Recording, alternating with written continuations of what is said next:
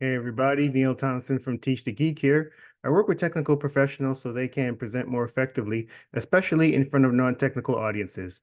And you can learn more about that at teachthegeek.com. Again, that's teachthegeek.com. And as always, remember to like and subscribe to this YouTube channel, as every bit helps. Have you ever been in a technical presentation? You're a non-technical person, and you're looking at these slides thinking, I don't know what I'm supposed to be looking at. I don't know what's going on.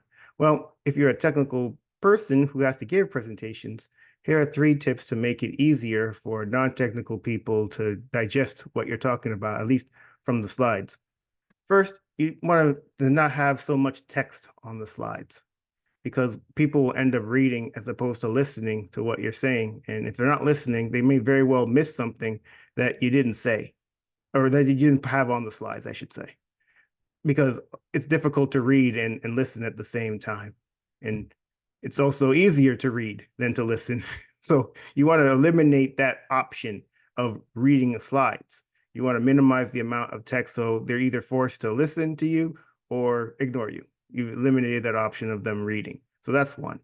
Number two, if you're going to have visuals on the slides, which I highly suggest, especially if you're going to have less text on a slide, you don't want to crowd the slide with too many images either, because it's going to be difficult for, especially a non-technical person, to know what image to be looking at any given time.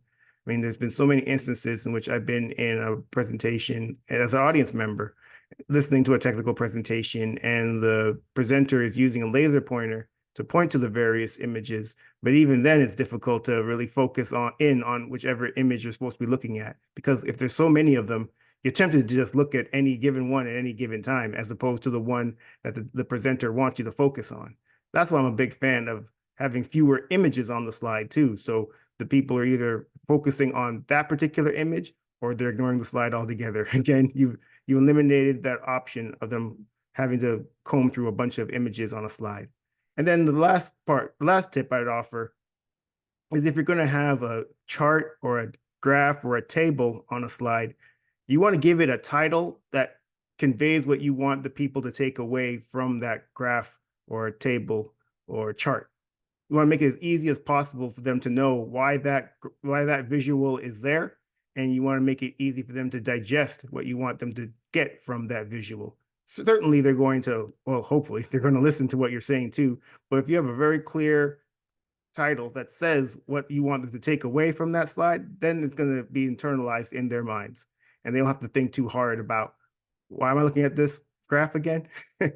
So essentially, those are the three tips that I'd offer in helping you. I help you as a technical presenter make your slides more effective, especially if you're talking to non-technical people.